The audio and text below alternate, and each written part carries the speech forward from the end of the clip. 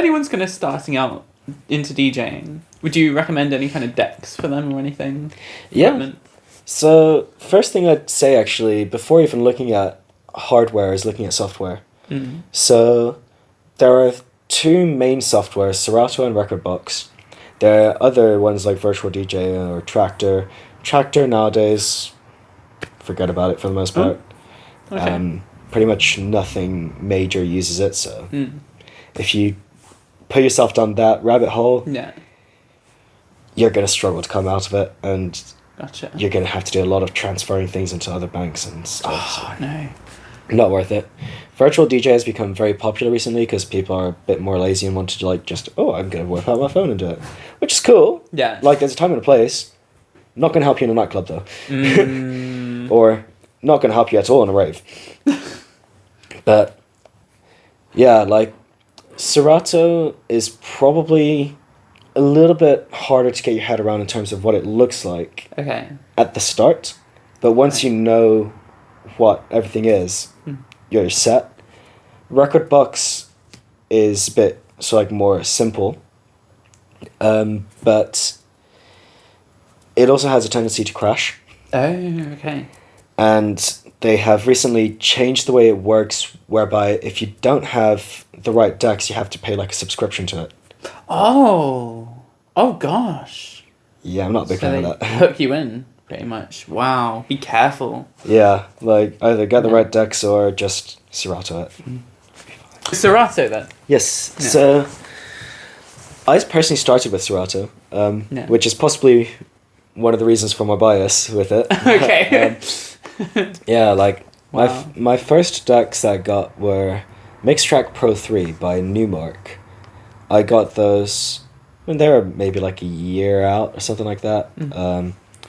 They're really fun to use. I still use it occasionally, but now I've got like a proper bigger mixer. Yeah. Still using Serato, but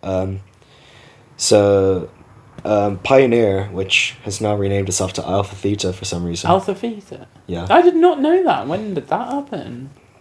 6 months ago, give or take. That's really recent. Whoa. Yeah. They did it because they were wanting to.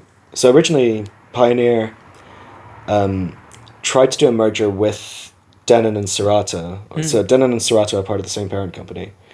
And they were going to do a merger, but ended up not being allowed to because of like monopolizing. Oh, okay. Which is fair enough.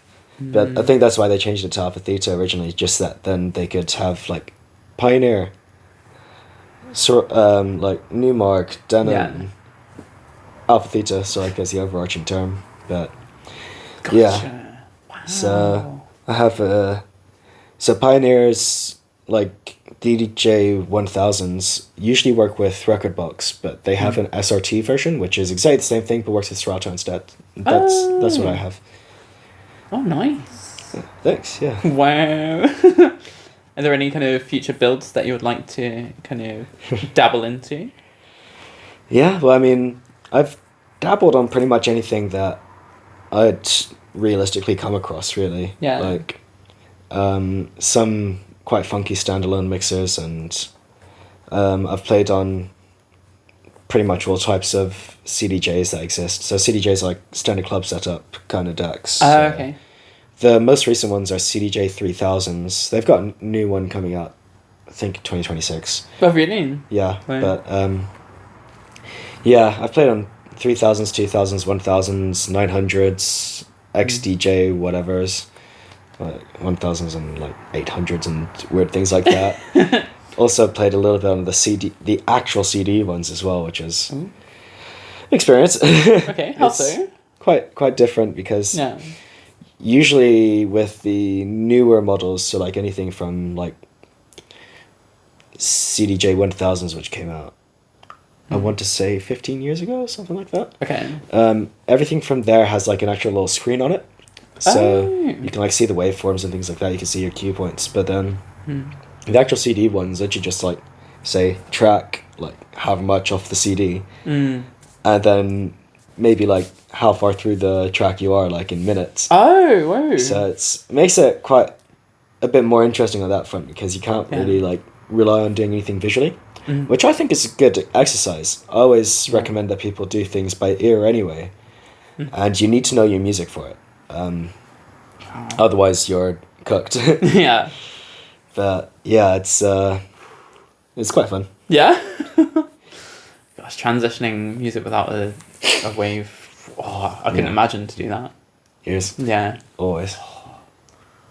Oh. Yeah, it's quite difficult, but one of my favorite things to do actually for newbies as well is when just go into a folder of like 10 BPM range tracks, stick like laptop case on top of the screen, and then just like cycle through and get it in time. So you have to force yourself essentially to listen to how fast or slow it is and find the right speed, match it up, and then like. Oh my gosh. That's like technical stuff. Yeah. That's proper. That's what they used to have to do with vinyl, for example. Wow. Because with a vinyl, you can't see anything on the actual record. Of course, yeah. Yeah, so it's like, if you can do that on digital, you can do it on vinyl, you can do it on CD, you can do it on anything. If you can do it by ear, you're fine no matter what you're playing on. Gotcha. And you can't always rely on the visuals either. I've seen it before where the beat grid, which is essentially the way the technology says, oh yeah, this is where beat 1 is, this is where beat 2 is, and so on and so forth, is not aligned exactly to where it should be. Oh no, so it's kind of swing in a way. Yeah, but so different. like say beat 1 is here, it might say, oh, beat 1 is here. Oh.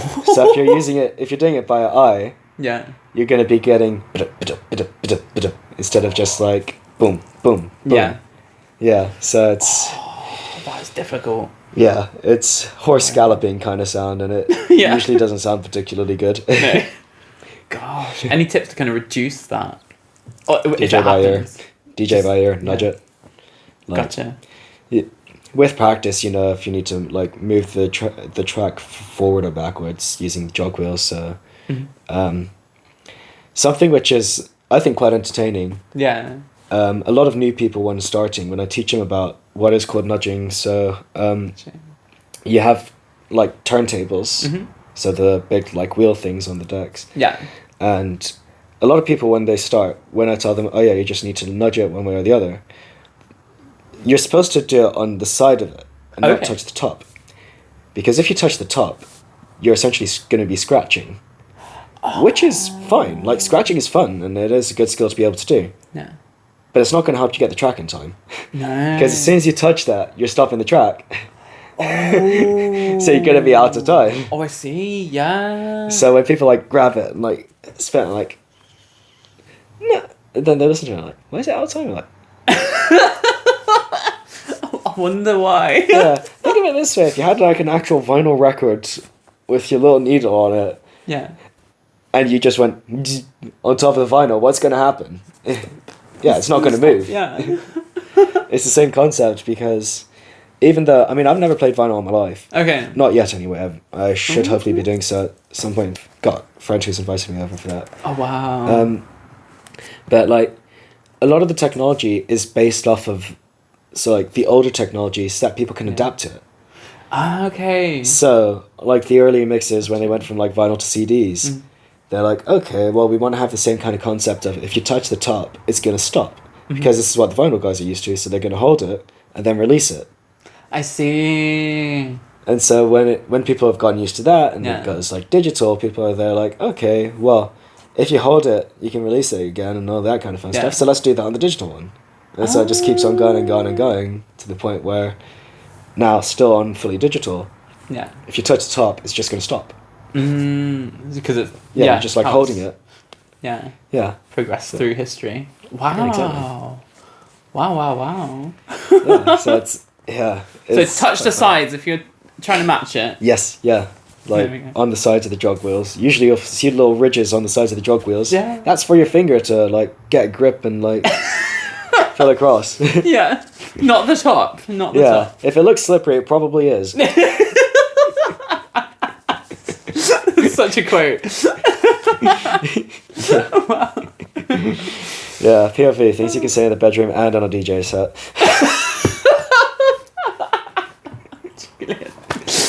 It has to come from somewhere. Like, come on. Exactly. Getting wet and wild. Oh my gosh. Wow. Oh wow. This footage is gonna be so good. Like, Yeah. honestly, I can't wait. I can't wait to edit this one. Throw me a slow ball, I'm gonna have to swing.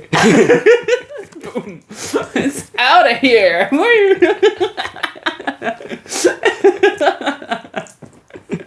Wow. Oh wow. I'm thinking of kind of closing it down a bit. Are there any kind of like bits that you want to add to what you're doing, where you're going, about you, like free floor? Well, hoping to Yeah. up my producing game more and more over the coming year, especially once I've graduated and I have more time. Like, I won't have to worry about, oh yeah, I've just finished a day of uni, now back to studying, kind of thing. Like, being able to, like, at the end of doing whatever work it is, being able to go, okay, now I've got time to focus in on the music. So I'm hoping to be able to increase progress with that, and also like get more gigs, not just domestically and outside of York, but also internationally and just around wherever I can, really. And I just want to spread the joy that music gives me to as many people as I can, because if I can help one person have a great time and forget about problems that person's going through by encapsulating them in the music, then I have done my job. I've done what I've set out to do, just help people have a good time. You found your destiny. Woo! That's so cool. Thank you. I really appreciate you coming on JazzLink, and I appreciate you having me. hopefully we'll be back on again very soon. Absolutely. We'll have you back on. Let me know. Let's see. Yeah. Thank you so much for watching. Like, subscribe, follow, and also give JDM a follow as well. Woo! Thank you very much. Thank you so much. Yeah, Hey. thank you. Woo! Yes, yes.